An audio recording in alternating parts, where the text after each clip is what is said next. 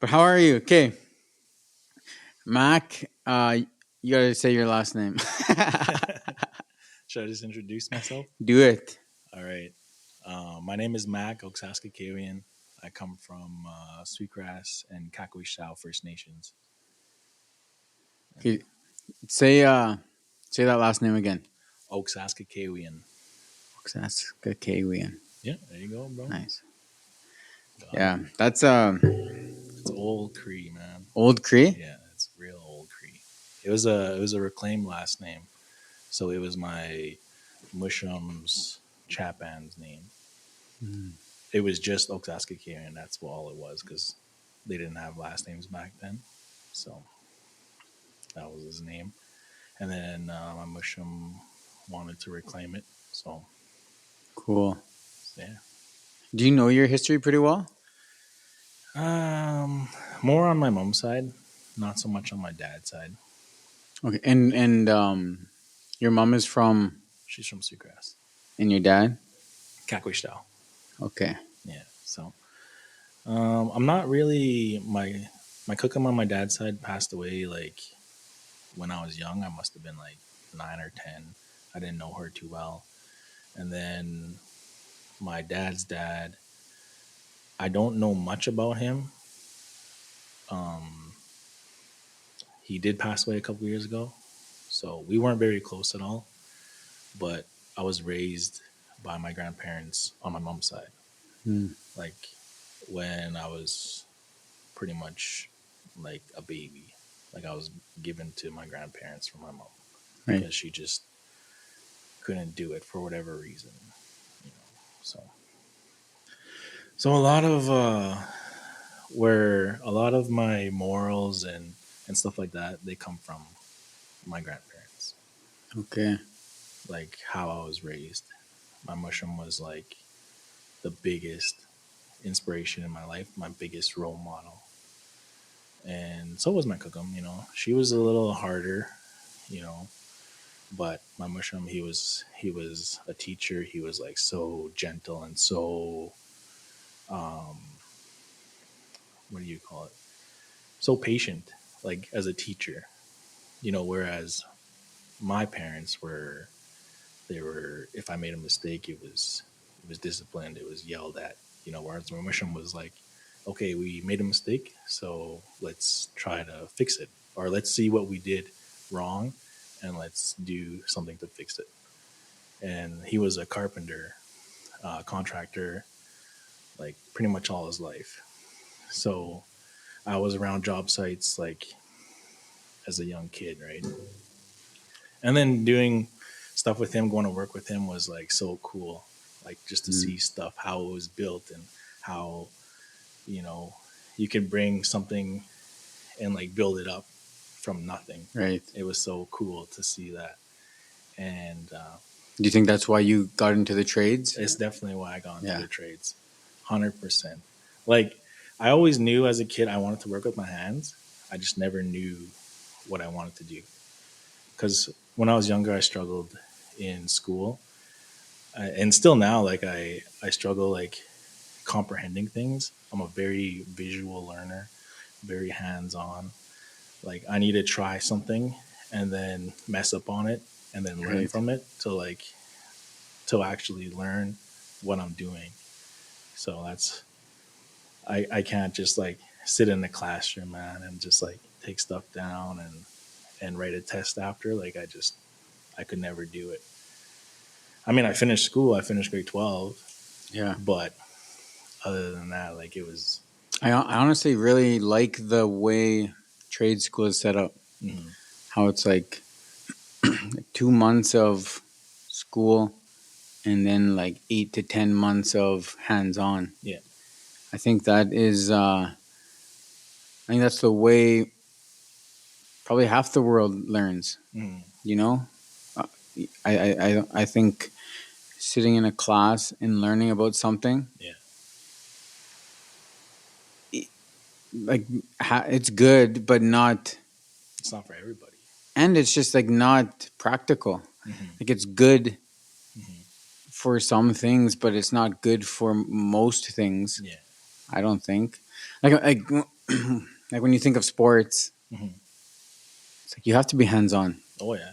You can't learn that. So then it's like if you think of how ridiculous learning hockey would be in a classroom, Yeah. but then like that's what everything else is. Yeah. Everything else is hockey. It's just something else, Hmm. you know. But like when you think of hockey, you think, well, that'd be dumb to Hmm. learn about hockey in a Yeah. classroom Yeah. and never actually going out and doing it. But that's literally how everything else is, Hmm. which is strange. Yeah. Because yeah, it's like I said, not everybody is the same, and not everyone is like a learner like that. Even when I really tried to like get into books. I really tried to get into reading, but I always find myself reading the same page over and over again, or the same paragraph, and I'm just like, wait a minute, didn't I just read this? And then so I kind of force myself to like read through it, and Mm. then but sometimes I'll pick up something and I'm like, okay, that's kind of cool, so I'll think about that, and then I'll keep reading. And like the book that you got me, it's such a cool thing because it's just like one like paragraph every day. Yeah, It's like, one day, one page. yeah, it's like, damn man, this is what I need. I can't just sit there and like try to take in all this information. So it's It's nice. nice too because you could spend half an hour on that page if you wanted to, Yeah. just like thinking about how to apply it to your life, Hmm. maybe thinking of situations that it's happened already, Yeah. or like thinking of your kids, Hmm. like when they get old. It's just like you can sit there, then like reread it. Sometimes like the quote at the top, Hmm.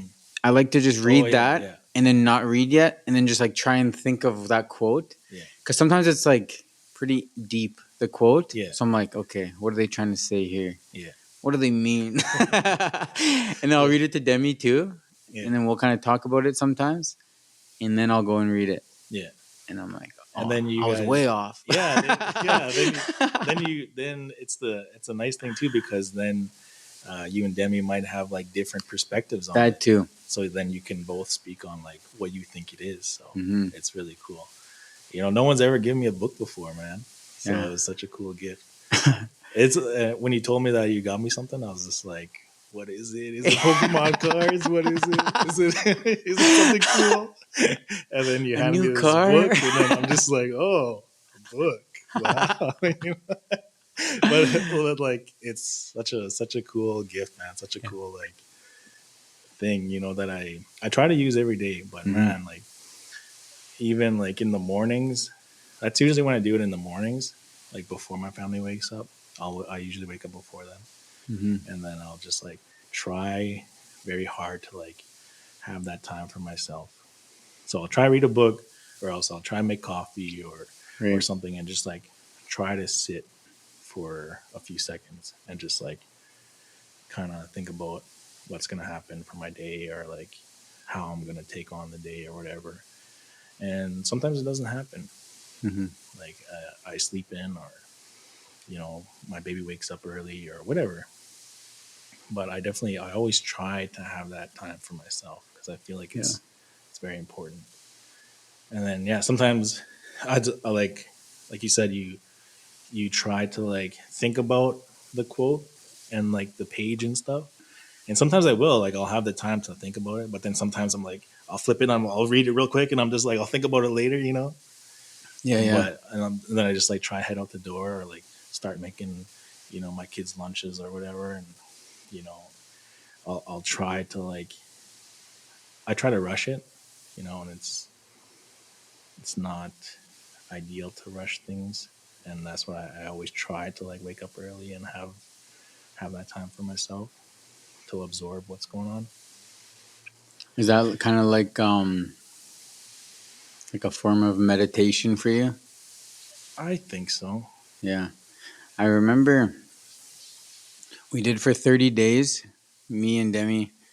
Trying to remember why we did this. If Demi was here, she would remember. Yeah. But okay, so when we went to bed, we would spend 10 minutes of thinking about our next day. Hmm. So we'd think about like in detail. So it's like tomorrow, it's like I got a boxing session at 6 a.m. Mm-hmm. These are the boxers who show up. What conversations am I going to have with them? And it's like really pre-planning your day in depth. Yeah. And then it's like, am I going to read? Am I gonna, like, what podcast, what music am I going to, like, Mm-hmm. it's just like going through your whole day and you just spend 10 minutes thinking of every hour, what you're going to do, who you're going to talk to, what conversations do you want to have. And that was interesting. Yeah. Did that help you, or like what would happen if like something was completely thrown off in your day? Like, I mean, for me, sometimes it helped because it's like you're having conversations with purpose now because you've thought about what conversations you're going to have, yeah, which is interesting. yeah, But like, I'm pretty decent when things don't go to plan. mm-hmm. You're like, Like, it doesn't bother me that much. yeah, Uh, so that was fine too. mm-hmm. And then sometimes totally just forgot of like, yeah, I don't know if maybe I was too sleepy or I just fell asleep right away. yeah, But I was just like, I don't know. Like, it's very hard for me, meditation or things like that. yeah. Yeah, it's hard for me to focus. It's hard for me to like silence what's in my head's just, I'm always thinking of things. Yo, that's how I feel all the time too. It's hard, man. It's Even when I hard. read, Yeah. because like I'll read something and then I'll think about that, like, and then I'll keep reading, but I'm still thinking about this paragraph, and I'm just like, what is it? What's going on? Yeah. Yeah. And it's hard, like, for audios too, like podcasts or like there's no way I could do a audiobook. Yeah. Because I'm always doing something else while I'm listening. Yeah. So it's like, That's how I am too. Yeah. Even like the last podcast that you did, I was trying to listen to it at work, but half the time I'm spraying something or like a machine is going. So it's like, it took me all day to like listen to that 1 hour podcast because I would just kind of listen to it in between jobs or if things were quiet and I was prepping something. But for the most part, it's like I'm driving a lot or I'm spraying something. So it's like I can never, listen intentionally. So my favorite time to listen is when I'm driving my car. me too. When I get in my car, it's the first thing I do is I put on a podcast. And or like when I'm getting ready in the morning too. When I'm cooking breakfast or if I'm just like brushing like, I wake up, get out of bed, put on a podcast, and then go get ready. And then drive to work. And then like that's my morning. It's just like, I guess even if I don't, and like for some reason with a podcast is different than a audiobook for me, because like a book, I want to like, that's why I like reading, is because now I'm focused on it at least. Yeah. And with a podcast, I feel like I don't have to be that focused. It's like a conversation. Yeah. I don't need to catch everything. I'll catch some things. And it's like more, for some reason, I can miss stuff. Yeah. But for a book, like, I don't want to miss stuff. Yeah. Yeah, I have a really hard time with meditation too. I hear so many good things about meditation and stuff like that and breath work and all those things, but I don't know. I feel like I just can't shut my brain off, man. And actually, what really helped was a couple weekends ago, we did our fast for Lodge. And so they put us out in this field and we're by ourselves for the weekend. Like you're just in this altar and you're just there, you're sitting there for a couple days, no food, no water, your thoughts. And for the first time, I just remember feeling this weird feeling that was like things were quiet. Like it was such a weird thing to have. Like, I'm not saying like, oh, I have voices in my head, but all these thoughts, were just quiet at that time. And it was really nice just to like shut everything down, listen to the birds, listen to the wind in the trees. And then you really start to like see things around you. Like you, like I said, you hear the wind, you you hear like bugs, you hear like you hear the animals, and it's like, damn, it's kind of cool to like not be thinking and just Mm. like kind of see everything for what it is. And then, I get back to the city and it's just like Yeah. so chaotic. So it No, was it it's was really nice for tricky. that one moment. Yeah. And I was like, maybe that's what I need to do, or maybe that's what meditation will do. Maybe it will help me in that way to like shut everything off and like be present and take in like important things or things that are like within my little surrounding here. It might be even beneficial to go back out there. Yeah. Because if it worked out there, Mm. like maybe that's just a place you can practice, and then come and try it Yeah. here. And then go practice, then come back and try it. Mm. Because I that's it's similar to a retreat. Mm. You go to a retreat, you meditate, you have talking circles, Mm. you uh, journal, you do all these Yeah. things, but you're in a safe environment Yeah. when the obstacles of life aren't being thrown at you. Mm. So it's a little bit easier. And then you leave the retreat, you feel good, you feel like you've learned all these things, which you have, Yeah. but then now you're handling, now you're taking these tools Mm. into an environment you've never been with these tools before. Yeah. And now it's like overwhelming, and now you think this retreat didn't work. Yeah. Yeah. But it did work. You just didn't get the reps in Yeah. to Yeah. use the tools properly yet. So you go to another one and practice some more, and then come back, and then and I think about that a lot because it's similar to boxing. Mm. A lot of my boxers, for one, they're terrified to have a fight Mm. or even spar sometimes. Yeah. But then a lot of times they'll lose and quit. Yeah. It's not like it's not that you can't be a good boxer. Mm. It's just that you didn't. We got to sharpen some things. Yeah. It's somebody who lost a basketball game. You wouldn't tell them you should quit forever. Yeah. No, you just got to go back to the drawing board Yeah. and sharpen those skills and go back out there, have another game. Yeah. And at first you're gonna get a lot more losses than wins Yeah. until you sharpen those tools. And that's probably what same for that meditation. And me, I've never practiced meditating. I'm just like, Yeah. I tried. Yeah. It's Yeah. not for Yeah. me, You try for a which is couple of days. ridiculous. Yeah. I'm sure it's for everyone. Yeah. And I feel like there's a lot of things that work for people and a lot of things that don't. But honestly, what works for me in like grounding and being present is just like, I guess breath work is a part of it. Like I really have to stop and slow down and be like, all right, like let's chill out for a sec. I need to be aware. I need to be present. My kids are here. You know, or I always find myself like when I get home from work, I'll sit in my car for a sec and I'll just be like, all right, let's.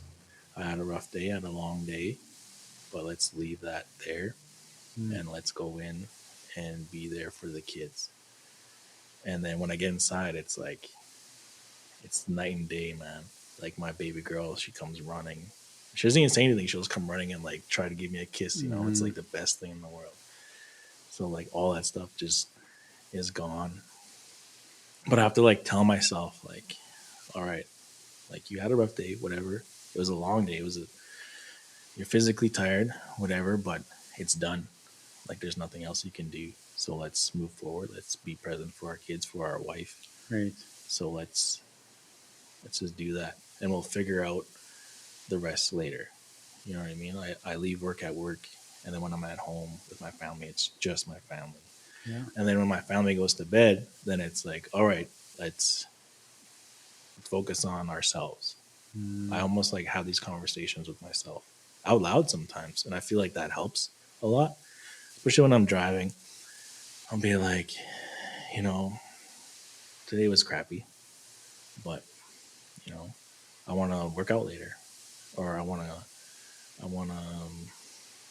play video games later. I need to do something for myself, and I always try to make time for myself. And sometimes it's 10 minutes, sometimes it's an hour, Mm-hmm. but I always try to tell myself, all right, let's do something for ourselves now. Like we're done being an employee, we're done being a dad for the night. Let's be ourselves. Let's do something for ourselves. So, and sometimes it's watching a movie or playing a game, or it's working out. And so, yeah, I feel like that really helps. Just like, I guess, speaking stuff out and like talking. Like, I always think about when you invited me to like men's group for the first time. I always think like, man, like I never, like no one's ever invited me out before. I've never had that growing up. And so I was kind of like, dang, like I don't want to. And then like having everybody speak, and then I was like kind of counting everybody, like, oh damn, it's gonna be my turn soon, to speak. And I was so nervous, but like when we speak things out, it just it's so nice, um, to just like speak things out because we hold in a lot, and I feel like a lot of people do that, Mm-hmm. and then a lot of people just like are miserable or sad or depressed because they're just like not letting it out, whether it's like emotionally or even just talking. Like talking, man, is like it's so nice.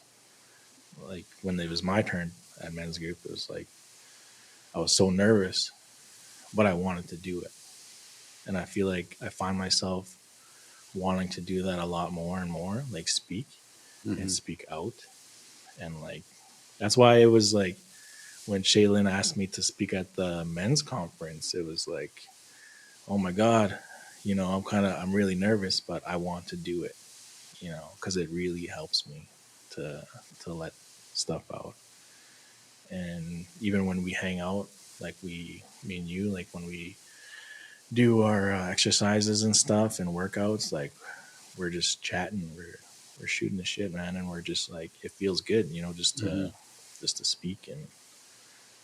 And I feel like for a long time, um, when I was younger, I wasn't allowed to have an opinion. I wasn't allowed to speak up for myself because it was considered talking back. It was considered disrespect. So for a long time, I was quiet, and so I was I always was quiet and closed because if I spoke out again, especially like adults, well, my parents, if I spoke or had an opinion, it was always like you're getting disciplined because this is talking back or this is disrespect to us. So you're gonna get disciplined, and a lot of the times it was physical. And so like no kid is like no one wants to be like disciplined physically, right? So then you're just like you're quiet. You walk on eggshells around your parents. And so finally as an adult, I allowed myself to speak, and I allowed myself to advocate for myself and speak and get stuff out, and really honor myself and honor my inner child that wasn't allowed to. So I feel like speaking is speaking is awesome, man. It's medicine. It helps Hmm. so much more than people think. And I remember the first time I was doing it, I was talking to others or in a group. My voice would be like really shaky, or else I'd be shaky. I remember I would have my hands behind my back because I would like try to stop myself from shaking because I was so nervous just to like speak out, even just like have a conversation with somebody, because that voice was quieted, as a kid because I wasn't allowed to have that voice. And so, like as an adult, like what are my parents gonna do? They're not gonna. No, they're not gonna whip my ass anymore. Right? they can try, but like I always thought about that. When I was growing up, I was like, what what are they gonna do? They can't do anything anymore. So like you grow out of that, and you really honor yourself, and you really like grow for yourself and advocate for yourself just by speaking. Mm. And so that's why whenever these opportunities come up to speak, like I want to do it because I know that there's other people out there who might feel the same way, who don't know what's going on, or like they're closed off. They don't know how to get it out. And it's like, man, just get it out, Right. you know, whether that looks like, crying or, being vulnerable. I often find myself being vulnerable a lot to people, and I'm okay with it. And I want others to be okay with it too. And that's why I do like the stuff that I do. I make, you know, posts where I am vulnerable, or, I might be like, some people might think it's like cringy or whatever, but it's like, man, that's just me trying to like be me or help others, and take it however you want to, but that's how I feel at that moment. So, I think that's a good thing, though. yeah, I think so too. Yeah. Especially as an ambassador, like it's weird because like I have vulnerable posts, but I don't want to be like have this vulnerable post and be like, okay, guys, you know, use my code to save save 10% now. You know what I mean? While I'm teary eyed and I'm like, all right, guys, that's, but that's but yeah. uh, but That's how we met. I think that we met through you and Justin had a giveaway, and then I won the giveaway. Oh, that's So right. then I had to come You pick came to up. the gym. Yeah, and that was the Crazy. first time I met you. Yeah, That's wild. yeah, that was awesome. I always seemed like, because I was an ambassador for Naval Wellness, so I Right. always saw you, um, with them and doing your things online, and so I started following you and then yeah, I followed Warrior Mentality for a while already, and then yeah, I won the contest or whatever. So That's that's how we met. That was cool. so. What drew you to those companies? Well, so it was really cool to see like um, a company that um, was like my culture. Like, so it was like Cree, right? That you have like the Cree syllabics and just like wellness in general too. So it was really cool to like know that there was a company out there that did both. So also, my wife went to school with Kayla and Shayna and one of the other members as well. I can't remember who. And so she talked about them too, and I thought it was really cool, like to see like the representation of like my culture, and people trying to take that and take like wellness in general and just like make something of it. And I thought that was so cool. I was like, damn, like, and I always like tried to support my people, and so I was like, damn, I want to like, buy their stuff, and I think it's really cool that that they're doing that Mm-hmm. because at that time I was kind of fresh in my journey of wellness and healing. I was already kind of like, going to the gym and whatever, but I wanted to do more. I wanted to I knew that I had to do more because stuff was affecting my life. It was affecting my mental health and it was affecting my relationship, with my wife, with my son. I felt like I just wasn't present. And so something needed to be done or changed. And so I wanted to, do something different because I was at the time I was already sober. I wasn't even smoking or anything like that. And I was like going to the gym. And then I often found myself going to the gym for like 2 hours, 2.5 hours, because it made me feel good, after. And to me, that was like healthy. That was Mm-hmm. like getting, like fixing myself. And then I was spending more and more time at the gym and not doing the work outside of the gym, not finding like the root cause of like, why am I doing this? It was just like, it's one of those things where I used to like to numb and disassociate.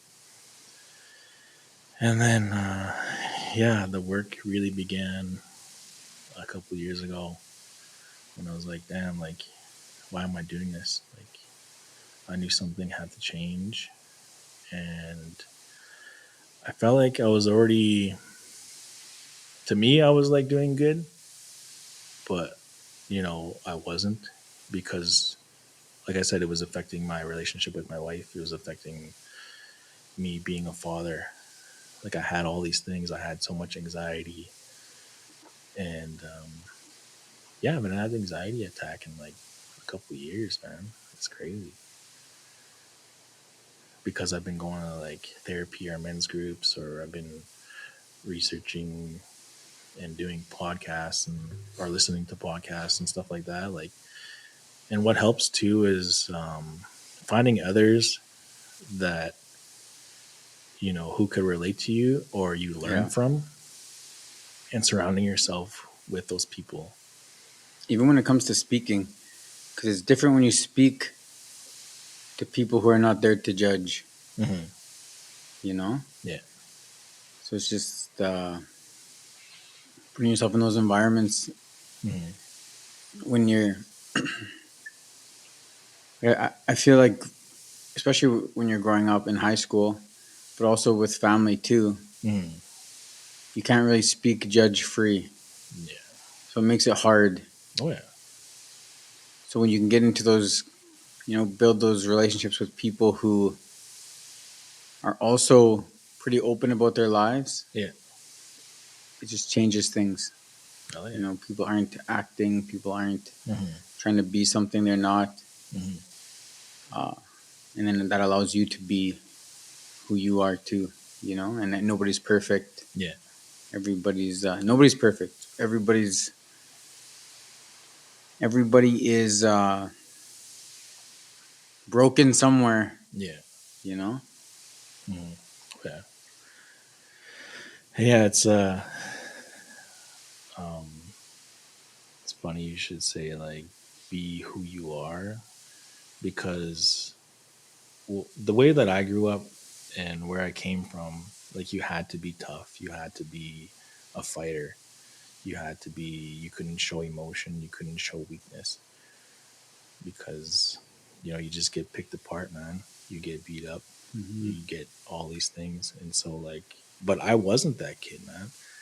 I was a freaking nerdy ass kid. I collected Pokemon and Yu Gi Oh, but I also knew how to fight because I had to.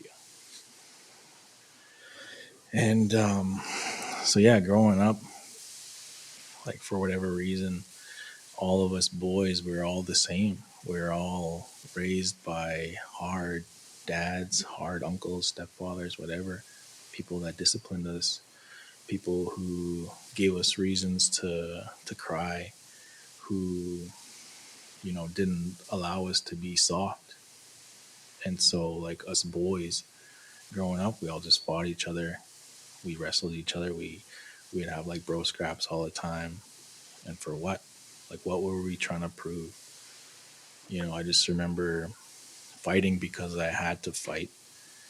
Because so and so wanted to fight. So I'm like, okay, well, let's fight then. And then, but that wasn't what I wanted to do, or anything like that. But you had to. Mm. And then I always think about this time when I lived in Regina. Um, there we were playing basketball, and we are at the outdoor courts, me and my friends.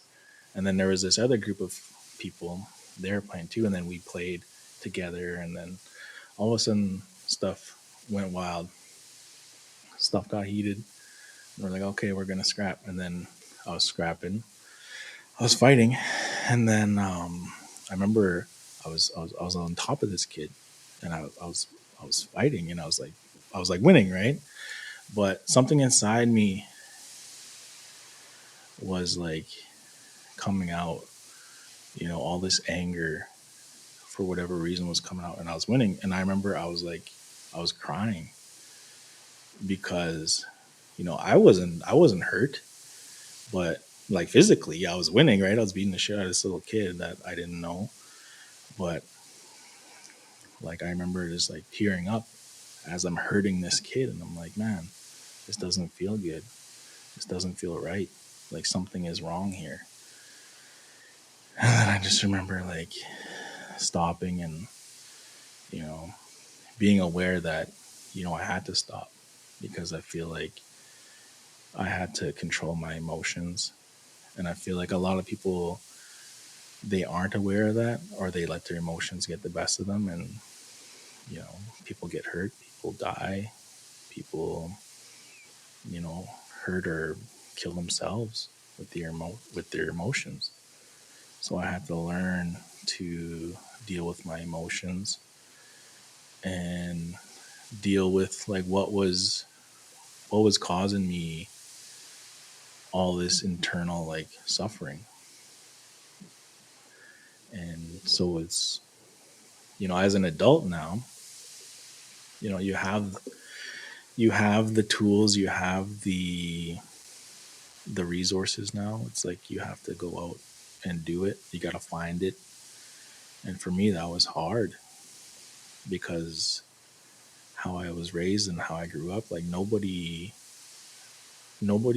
even mentioned like therapy. It wasn't even like a thought at all, growing up. And I think about like my son, like we're like we give him all these things, and we're like, son, there's somebody you could talk to professionally. We can only guide you so far or teach you so much. Like, is there anybody else that you want to talk to, like who is a professional? And we give him these options, and sometimes he'll take us up on it, or sometimes he won't. But like, I was never given that option. It was just like, this is how it is. And it took a lot to unlearn that, to unlearn like unhealthy parenting and unhealthy habits and toxic masculinity, all those things. But as an adult now, like I really try to take stuff and learn from it and learn from others. Like from you, like I learned a lot from you. I learned a lot from like Justin and just other people that I look up to and I surround myself with, like my brother-in-laws or just family friends.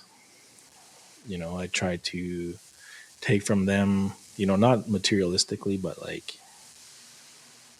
lessons and how they are, because I look up to you and other people, and I want to you know take a little bit from everybody and learn, right? And I want people to like, I guess I don't want people to like do that for, I guess I do want people to do that for me too. And maybe people do, right? And that's why, like, I post the stuff that I post because, I'm okay with being vulnerable.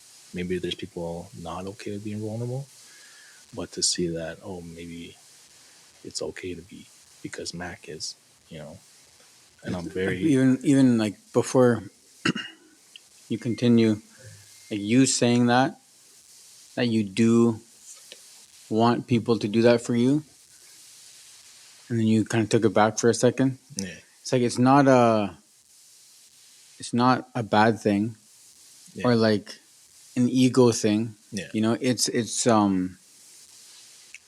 you know that you're a genuine person. You know that you're trying to get better, and you know that you have a certain amount of things you've learned from other people, and you want to give that to other people. yeah. It's not a, I think, for, you kind of weren't sure there, like, Yeah, and but like, I wasn't sure. Yeah, yeah, exactly. I feel like what you're saying is fine, Mhm. because it's coming from a genuine place of wanting to help people, Yeah, not wanting people to look at you yeah, yeah, like I'm look at me now. yeah. I don't Yeah. think I don't think anyone feels it like it's coming from a place Mhm. of that. Yeah, and it was never that, Yeah. right? Even when I was like an ambassador for Naval Wellness, like I did the interview with Shayna, and I was like, Shayna, I only have like 150 followers, and she's like, oh man, don't even worry about it. She's like, I know you. She's like, it's not even about the followers. And I was like, damn, okay. She's like,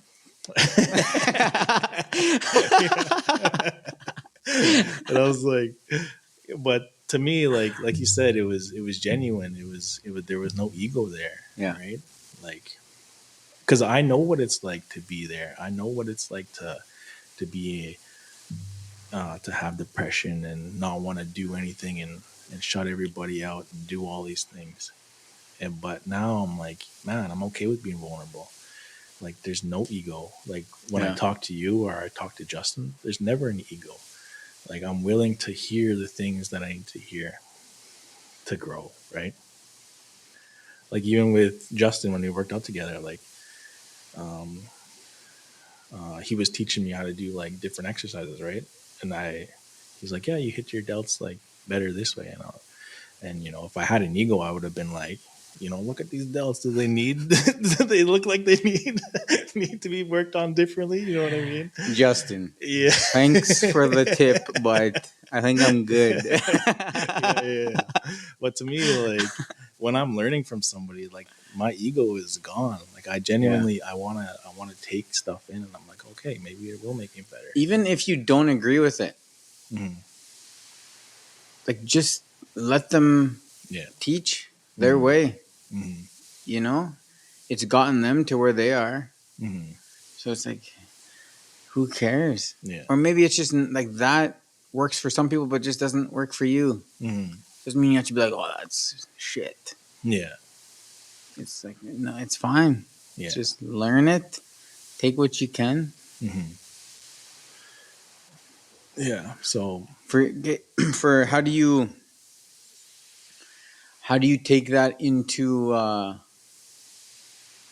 being and happy belated Father's Day. happy belated Father's Day to you too, bro. I think we texted each other that We already. did, yeah. Yeah. But how do you take that into your fatherhood too, being a father? So, being a father, to me, I try not to make it my whole, like, online persona Right. or whatever, you know what I mean? Like, I try not to make it my whole thing. But being a father is the biggest part of my life, right? I've been a father for over 13 years, and I've learned a lot, and I've learned a lot about myself.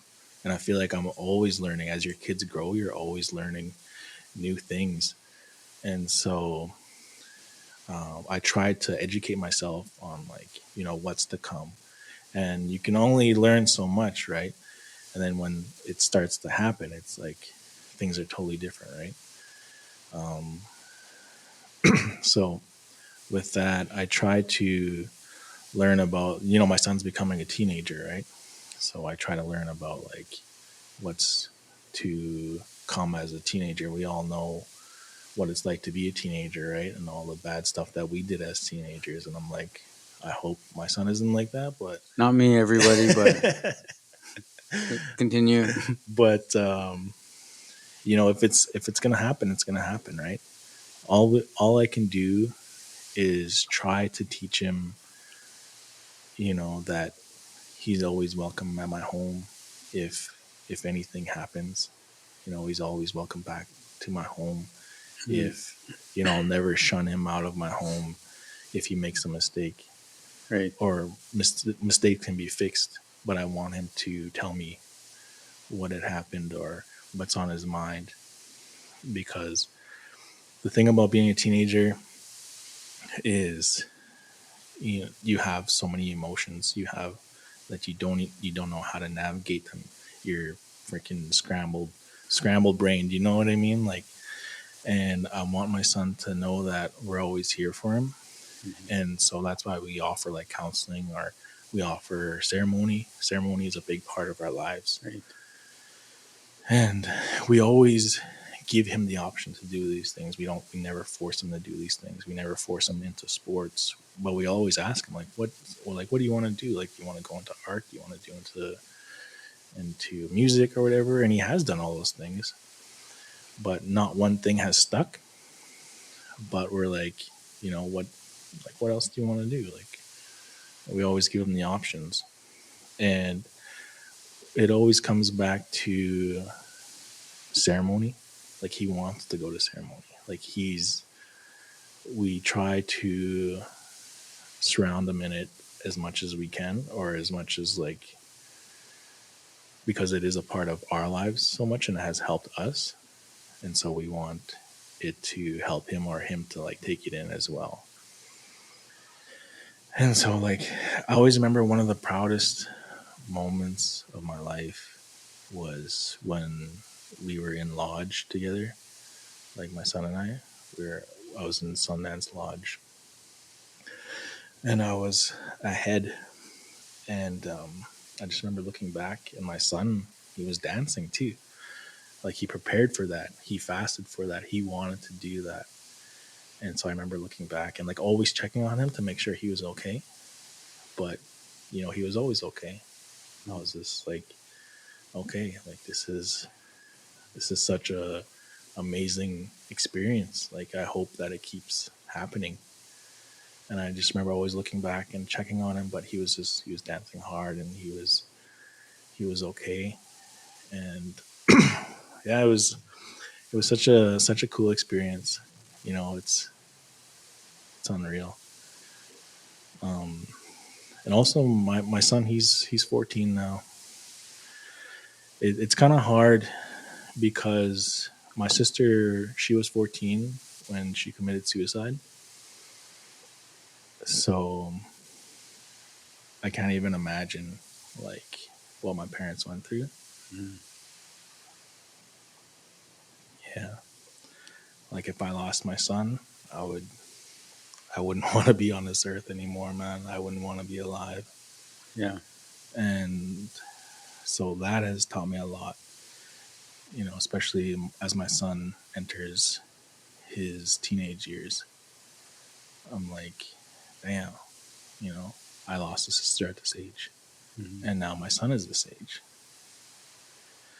But I try not to let that fear overcome me of losing him, because I'm like, maybe I won't, Right. right? And if somebody's gonna do that, they're gonna do it either way. You know, they've made up their mind, Hmm. and all we can do is like be there for them. And it's really sad, but if he's gonna do it, he's gonna do it, right? So all I can do is keep trying my best for him, And obviously, I hope that he doesn't, Yeah, yeah, yeah. What like my sister did. what do you like? What's like when you think about it, teaching like something like emotional intelligence? Mhm. Because obviously when we were young, there was none. Yeah, Uh, it was just kind of more of the be tough. yeah, So like today, it is a lot more acceptable oh yeah, to be vulnerable, to be hell yeah. emotional, to talk, to. Hmm. So what do you do? Um, what are some things you like to make sure you're passing down? You know, to help your kids understand. Like emotions Hmm. and even like just being vulnerable. Hmm. So we always tell our son, like, or we always ask him, like, "Hey, is everything okay?" And sometimes he'll tell us. Sometimes he'll be like, "Nah, I'm okay." He'll kind of not shut down, but he won't want to talk about it, and that's okay too. And we tell him that we're like, "Okay, well, I hope everything's okay. But if nothing is okay, just let us know, and we can try to help you." And we always tell him, like, it's okay to cry, it's okay to feel these things, it's okay to be who you are, um, like no matter what anybody says. And so, like, even with my own like social media accounts and stuff, because he follows me now, like Mm-hmm. he's on social media now. And so, like, I always take that into consideration too. I want him to read the stuff that I put out, and to show him that I'm vulnerable too, that sometimes I struggle, and it's a normal thing, because I do struggle a lot sometimes. And it's like, how do I move past that, or what do I do to do that? And I want him to like see that too. And at the same time, we always have like conversations with him too, or we always try to engage with him. That's the biggest thing, because sometimes teenagers, they just want to be left alone. They just want to be Yeah, yeah, yeah. hanging out with their friends or whatever, and that's okay. Um, but we always tell him though, like, because he does have anxiety sometimes, and we um, try to comfort him, and like offer different things, like smudging. Smudging is a big one. Um, or going to ceremony. Like, we got a ceremony coming up. Maybe do you want to bring some stuff to that? Like, do you want to offer prayers, or do you want to come? And sometimes he does, sometimes he doesn't. But at least we are offering it, and we want him to know that the offer is always there, and we're always there for him. Because, yeah, for us, like, there was nothing offered. I didn't know about therapy until I was an Yeah. adult, you know. So that's what I try to do, is like just offer him the help, and let him know that he's in a safe place with us, and that we're always going to try our best to get him the help that he needs, or else try our best to like comfort him, or like bring him down, or do all these things for him. And a lot of that is like, yeah, my social media and my wife's social media, letting him know that I'm vulnerable, and that I have these feelings too, and my wife has these feelings too, and that it's normal. It's normal to cry, it's normal to be vulnerable or open up, and there's always somebody who's going to be there for him. I think that's the biggest thing. And then, yeah, my baby girl, she just like, she does her own thing. She feels how she wants to feel. Sometimes it's like, they're babies, right? They just do whatever they want to do, man. Mm-hmm. And yeah. Obviously, I'll be dealing with her later in life. Mm-hmm. But for now, I just let her do her thing. She wants to cry out in public. Hell, it's she's human. Cry. Like if someone has a problem with it, they can tell me about it. But babies are babies, man. They exist in this world just to be here. Do you feel differently about being a father to a son or a father to a daughter? Or do you feel like the parenting is a bit different or anything like that? I want a girl Mm-hmm. so bad. Yeah. uh, so that's why I'm asking.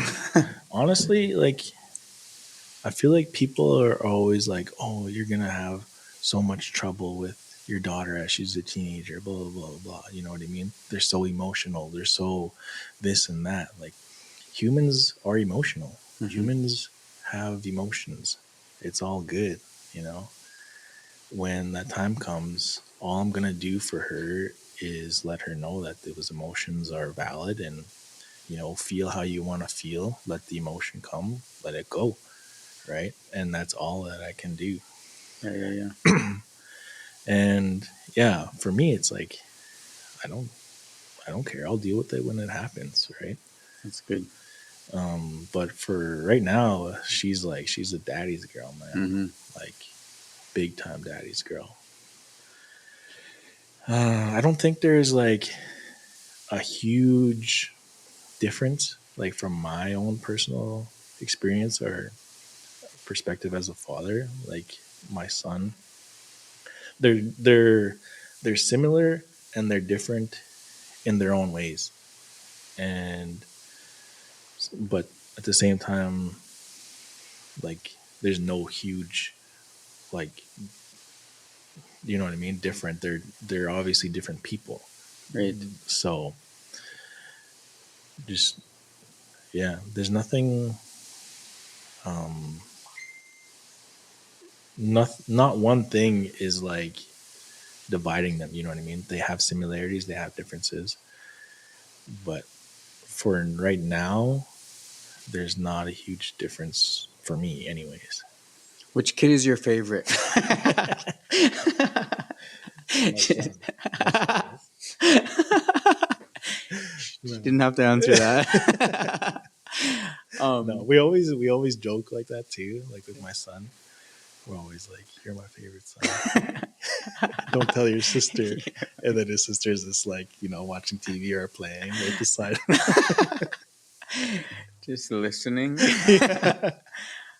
There's a couple parenting. I don't know if they're.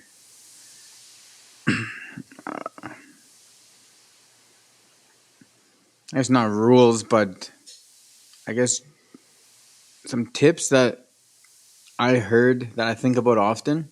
Mhm. One of them was to prepare your kids for the world and how it is, not the world how you want it to be or wish it was for them. Mhm. Which is, I think about that all the time. It's like you want them to succeed in the world Mhm. how it is. Yeah. And I feel like a lot of people, raise Mhm. so then the kids get ready for a world that doesn't even exist. Yeah. Yeah. And then they fall apart in the real world.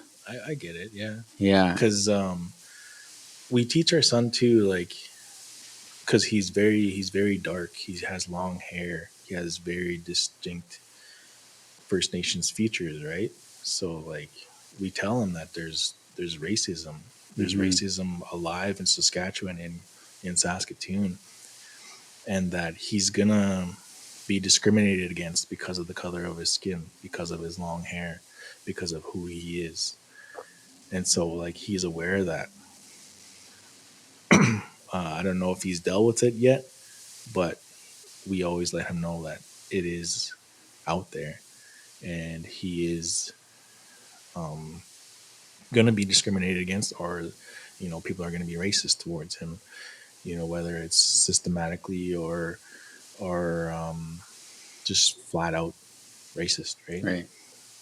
So he knows that, and at the same time, we always tell him that he's very privileged too, because he has both parents. He Hmm. has both parents who are together and that are married and that have careers and are working to better themselves and have a home. Like, even having a home, you're Yeah. privileged, right? So Definitely. we teach him those things, and we let him know that there's not a lot of people that have homes in our city.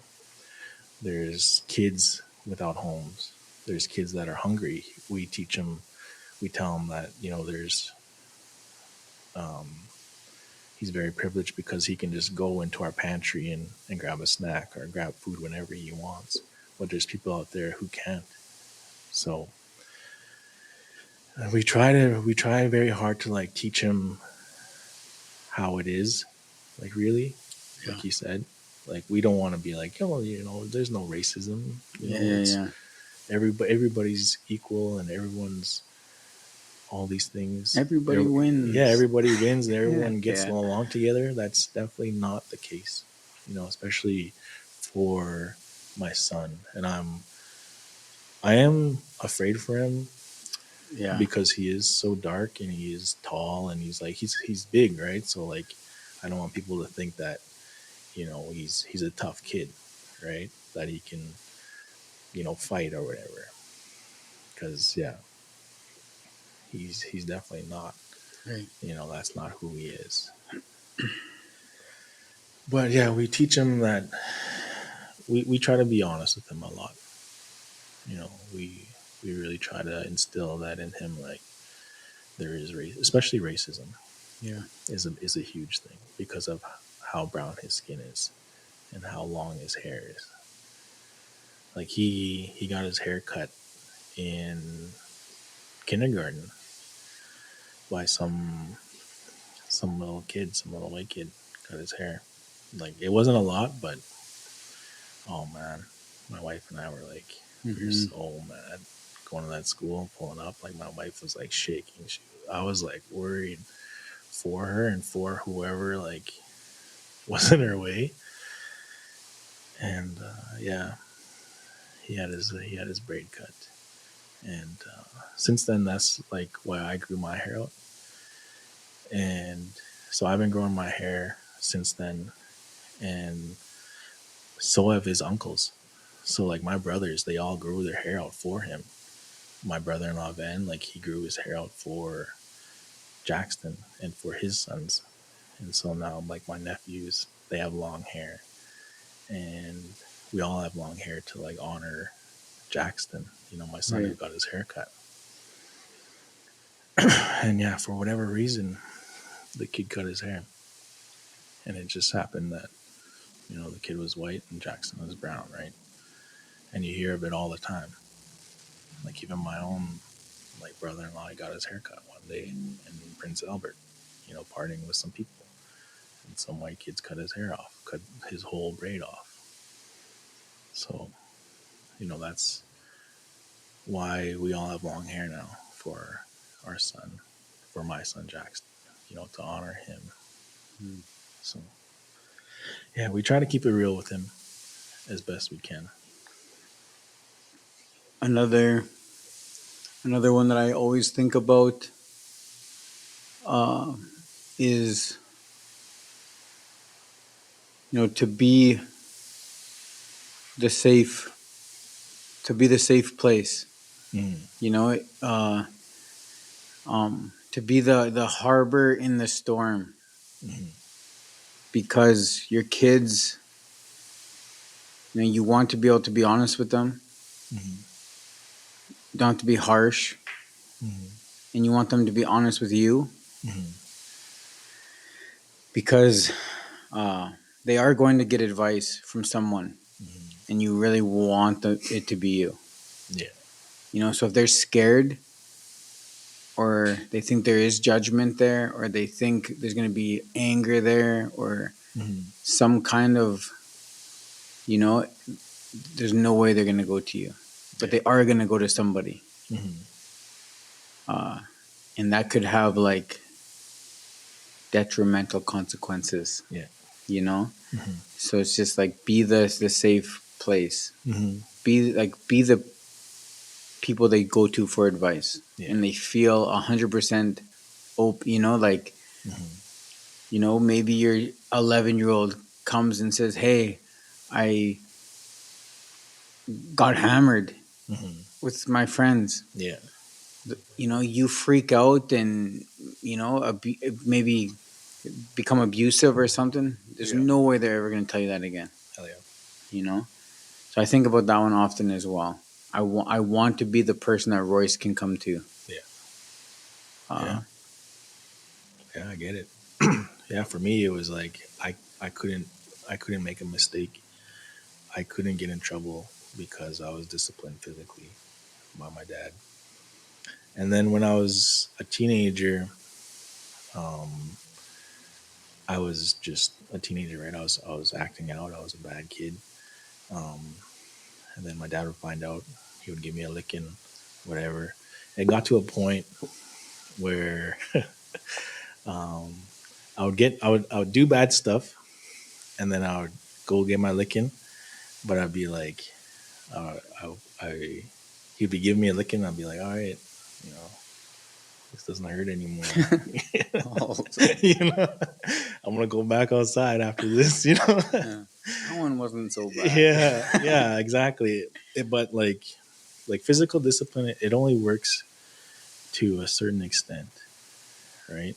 Because I was being bad because I knew the worst that he was gonna do was like give me a licking, right? So I'll be like, I'll be bad, and I expect a licking, and I'm just like, because I just don't let them hurt me anymore because he did it so many times that I just didn't care anymore. Like it gets to a point where it doesn't work anymore. So like instead of that, he would like yell or something, and I'm just like, I don't care anymore. Let's get this over and done with, so I can go back outside, or I can go be with my friends or whatever. And so like with my son, I always I I I always tell him like we're here for you, you know, because we are, right. We want the best for him, and we want him to come to us if there's any problems, any bullying, anything. Yeah. So I always try to be the safe place too, and my wife too. Like for our son, I want my son to come to us. I want my daughter to come to us. Like if anything, and we're not going to yell at them. Even if my son does mess up or whatever, like I'm not the type of person to yell or raise my voice at him. Right. The only time I ever would is like if he's in danger, or Yeah. it's just not who I am. But one thing I'll share is when I became a father, or when I was becoming a father. So my wife was pregnant, and I kind of knew the father that I wanted to be. I wanted to be nothing like my dad, right? And I always told myself that. And like my dad gave us lickings all the time, my brother and I. And I just remember always thinking like I'm never gonna be like him. I don't want to be like him. And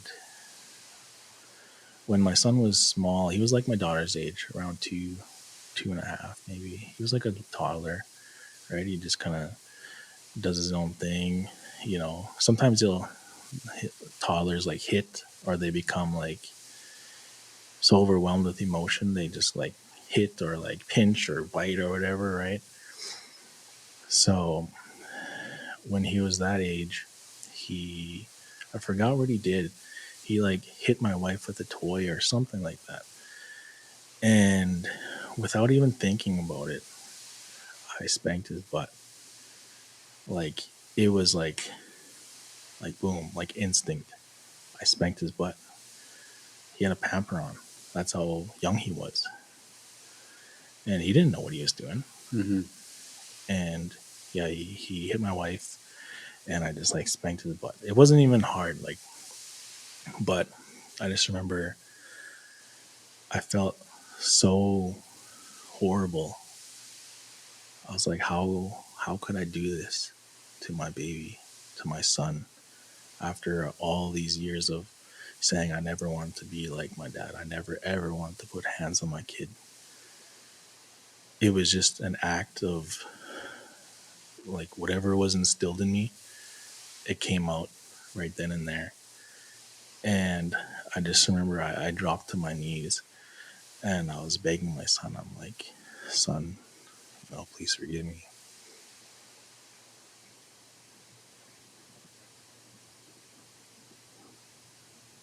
And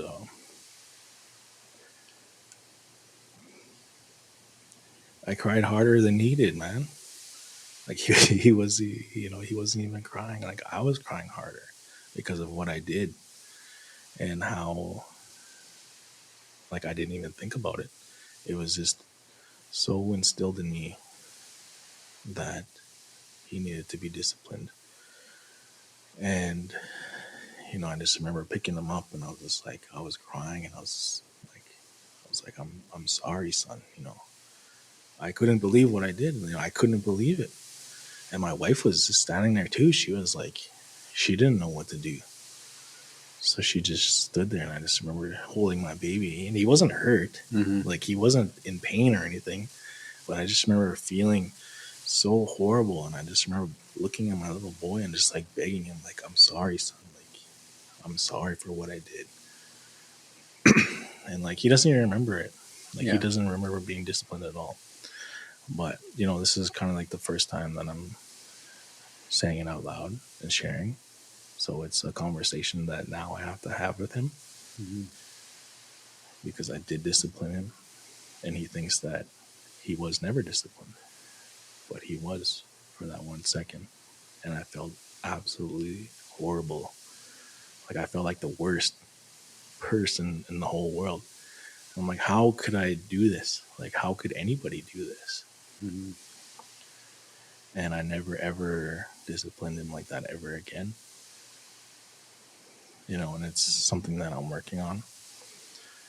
Because I do feel guilty about it, like every day. And I really try not to let it get to me, but it does, right? Because I never wanted to do it. Like I never Yeah. wanted to ever put hands on my kids. But I it's like I almost don't even remember doing it. But yeah, it just like it happened so quick. It was like snap, like an instinct. Like it was crazy. And yeah, it was really hard. I felt like the worst person in the whole world, man. Like it was bad. But since then, my son and I, we've always he's like one of my best friends, man. Like I love hanging out with him. Mm-hmm. I love him so much. Doing all these cool things with him, going to card shows and antique shopping and thrift stores and stuff like that. Like he loves all those things, and I love doing those things with him. Like I love hanging out with him, man. Yeah, that was I think about that. I've thought about that. You know, how am I gonna handle Royce? yeah. Like if he slapped Demi or something. Mm-hmm. Even as a 4, 5, 6 year old, Mm-hmm. throw something at her. I've thought about that Mm-hmm. because I'm a calm person. Mm-hmm. I'm never really anything. Yeah. Mad, angry, happy. Like I'm never just like. But the times I have snapped Yeah. is It's because scary. somebody did something to Demi. Yeah. Because somebody disrespected her. Somebody, Mm-hmm. you know. Yeah. Yeah. Like I've slapped somebody in the face before because they said something to Demi that was just disrespectful. Yeah. And just like out of nowhere. Mm-hmm. You know. Uh, so it's just like I have thought about that. Mm-hmm. Like, if I seen Royce like angrily do something to Demi, like obviously maybe not right now Yeah. because he doesn't know, Yeah, he doesn't know. Like but like babies when don't he know. does know, Mm-hmm. when he does Mm-hmm. out of anger go to hurt Demi, Mm-hmm. like what am I gonna do? Yeah. Throw on the gloves. Yeah, it's like it's a thought I've had. Like, Yeah. how will I handle that? And will I be able to handle it the way I'm thinking about it in my head when it Mm-hmm. happens because of past experiences? I just remember how angry I've been Yeah. when people didn't even like hurt her physically, but Mm-hmm. like just talk down to her. Yeah. You know, that happened in when we were in Cuba. We're like on a vacation, happy, and somebody just made a comment to Demi, and I slapped him in the face, Yeah. and I'm just like, that was so out of character, you Mm-hmm. know. Yeah. Yeah. Um, but yeah, man, that's a tricky one, It is tricky, man. you know, Very and tricky. because I think of like for one, like you want to teach your son to like your mom, your sister, your wife, like these are people you want to protect, Mm-hmm. Yeah. you know? So like you want to teach them that lesson. Mm-hmm. Like, these aren't people you want to be hurting or harming or Yeah. we got to protect them. Mm-hmm. You know, they're so you want to do that in a way that you're not like Yeah. Yeah. you know? Yeah. Yeah. Yeah. Um yeah, that's yeah, thanks for sharing that. Yeah. 'Cause that's a tricky one. That is a It's tricky very one. tricky. You know, people. Especially from your background, you Mm-hmm. know, so like this instinct you had Mm-hmm. was that, you know. Yeah. um Because it was how I was raised. but how many people took that and ran with it, you know, Yeah. and didn't have the,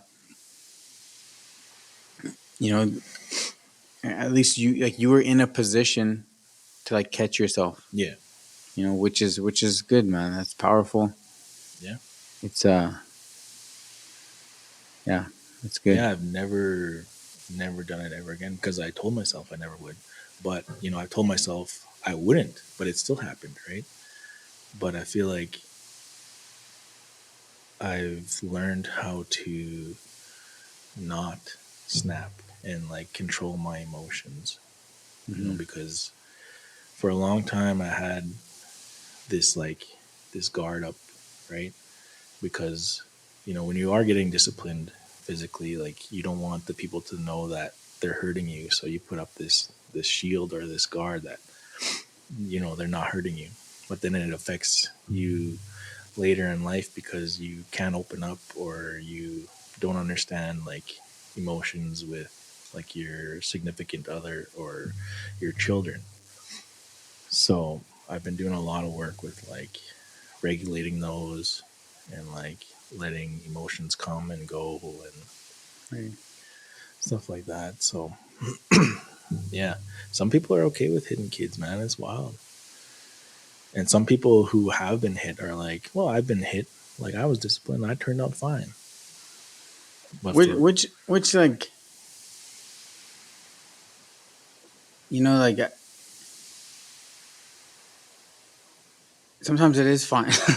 You know, yeah, like not that it's okay or whatever, I mean, but it's just hard to judge other mm-hmm. people, you know, other cultures, other Yeah, countries, other people, other situations, you know.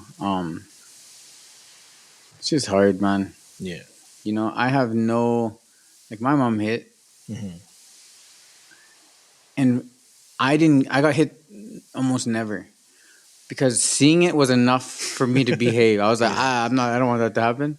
yeah, Or like I would just never argue. yeah, Like my older brother and sister, like they would argue and then they get their asses beat. And I'm like, why would you argue? Just say yeah and go to your room. yeah, So like,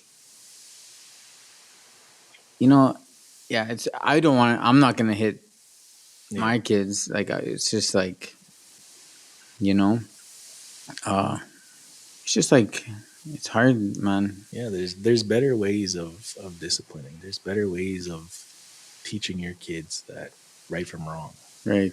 Like there is. Yeah. And I feel like people they don't understand that, Yeah. or else they're stuck because of how they were taught. So they think that's the only way, that Mm-hmm. there's absolutely no other way for whatever reason. Whether it's, just how it was instilled in them, or a lack of, tools and resources or whatever. But I feel like there is other ways of raising your kids. Yeah. But yeah, it's traumatizing too, watching your siblings get their ass kicked. It is like, I always feel for like my little brother. He got, Yeah. and people always said that he was a bad kid, but he wasn't a bad kid. Like he just had all these emotions. He had all this energy, and people just didn't know how to handle it. Mm-hmm. And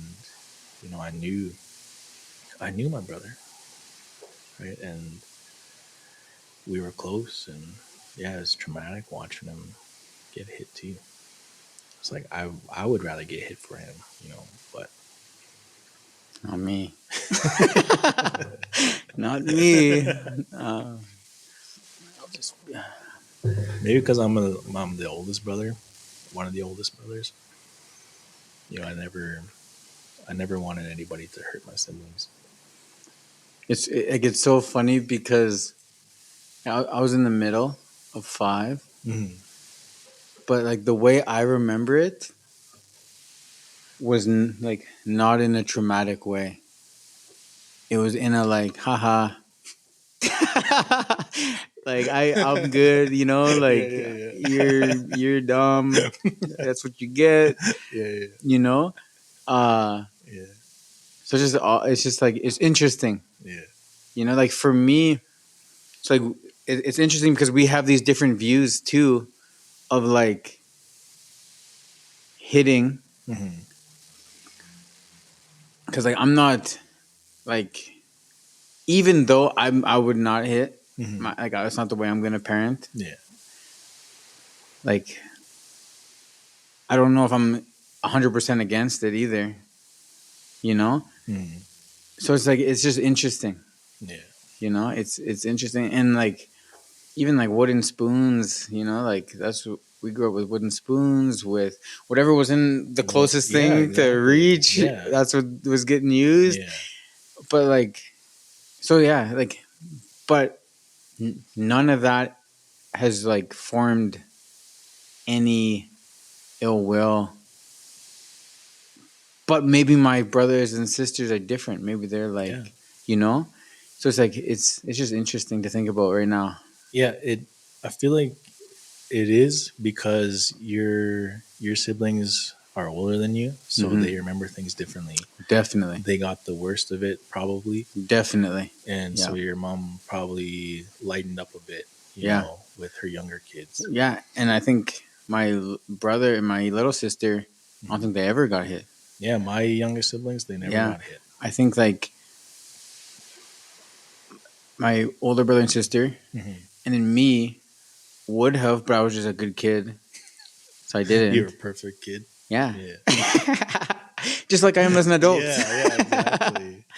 I was just like seeing it. I was like, oh, I don't want that. Yeah. So I just got good grades, did everything good, and then my little brother and little sister. My little brother did when he was like maybe, but then by the time he was like a teenager, my mom didn't do that anymore. She had changed her ways. Yeah. But it was cool too to like my mom grew as a parent too. Yeah. Like I remember when we were young too, just like a yeller. Mm-hmm. Like everything was yelling. But Yeah. then as we got older, it became like discussions. Yeah. And it became like, even with the younger, it wasn't like so, and it just got less and less. Mm-hmm. Yeah, I feel like that's how it is with my mom too. Like she was a yeller. She was like freak out on everybody, but now like she will have these tough conversations with us. Yeah. When, because I'm the first born of her kids, so I'm the oldest, and as an adult I had to set up these boundaries with her, And when you set up your boundaries with your parents for the first time, it's like one of the hardest things I'll ever do, man. Right, Like, okay, it's okay. so hard to tell your parents that they were toxic, to tell your parents that they hurt you and you didn't appreciate them hurting you. Like, that's hard to do, but it's necessary because, you both can't grow unless it happens. For me, I had that conversation with my mom, and she shut down, she distanced herself. She like wouldn't talk to me for like a year. And then my dad, I had that conversation with him, and then he was like, "You know what, son? I was a shitty parent, and I'm sorry. It's like I wish I didn't do the things that I did, and like now I have a better relationship with both of my parents Yeah, yeah, yeah. because of that. But they just took it differently, right? My mom needed her space, where my dad was like had the accountability, right? He was like, you know what, you're right, and I'm sorry, and I wasn't expecting that, right? Mm-hmm. But I'm glad that it happened, and I wouldn't have known unless I spoke up against it and like told him these things. But yeah, it's hard, man. Parenting is hard, especially when you're coming from that Yeah. and setting up boundaries. It's, and who knows, maybe my son will set up boundaries with me, and all I can do is take accountability and be like, okay, son, I'm sorry, or you know, accept those things. And I heard somewhere once that this guy was talking about how he didn't forgive his mom for so long, mm-hmm. like even as an adult, just never, just because of what they went through. Yeah. But then one day he realized like how broken he was, Mm-hmm. and then he realized how broken his mom was. Yeah. So it wasn't even him mad at his mom. It was like this broken version of him mad at this broken version of his mom. Yeah. And it was like just the way he explained it, it was like it wasn't even me who's mad. It Mm-hmm. isn't the real me, because this anger is like following me, this resentment. Mm-hmm. So it's like this offset version of me Yeah. who's mad at this offset version of my mom. And it's just like once I realized that, I was able to just love my mom, forgive, Mm-hmm. and then become the person I'm Yeah. supposed to be and let go of it all. And like that made a lot of sense to me too. Yeah. Yeah. I get that too, man.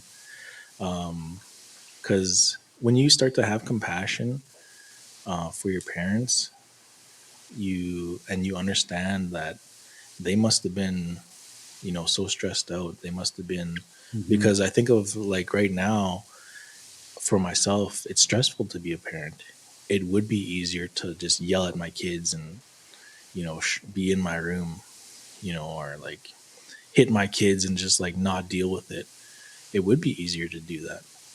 And that's what my parents did. And I think about like how stressed out I am.